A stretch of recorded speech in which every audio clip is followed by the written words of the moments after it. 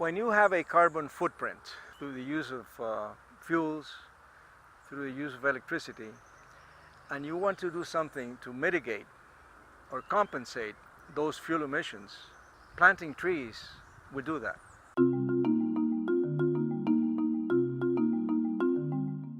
Let me tell you a little bit about Reforest the Tropics. It's a project that I've been working on for over 50 years now, and we've achieved some success, I'd say, in learning how to take carbon dioxide out of the air. If you look at the numbers, the amount of carbon dioxide that needs to be removed is very, very substantial. It amounts to somewhere between 100 and 300 billion tons of carbon, which is equivalent to 10 to 30 years worth of global emissions. So it's really an enormous amount.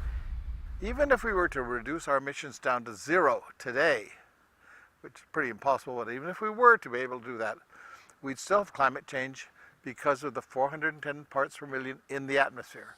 So what our forests do is they're very good at extracting carbon dioxide from the atmosphere and storing it in a tree or in a forest. The concept of reforestation is nothing new, but how it's done by Reforest the Tropics really is.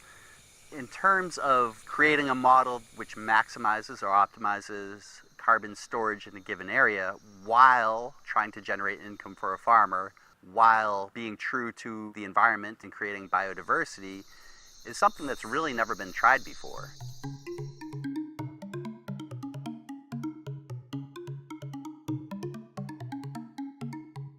Our forest sponsors represent a diverse subset of our society. We work with individuals, we work with businesses, both large and small. We work with universities, we work with secondary and elementary schools. We have a wide array of partners. I was one of the first supporters of Reforest the Tropics. By 2010, I realized that if I kept planting tropical forests, my company would be 100% carbon balanced. Well, as it turned out, we were 100% carbon balanced by 2013. Reforest the Tropics is the best reforestation project that I know of in the world. It's a win-win situation for the farmers and the emitters. Independent verification has shown that we're essentially doubling the annual carbon capture of most other reforestation models. We are doing all this by planting mixed species forests as opposed to the much more common monoculture approach. Our goal is to store this carbon for over 100 years.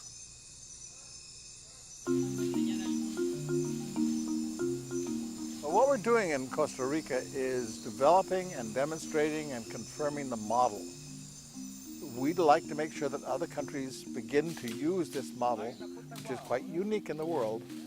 Therefore, we would end up with not 100 hectares or 500 hectares, we could end up with 100,000 hectares. That's starting to become significant.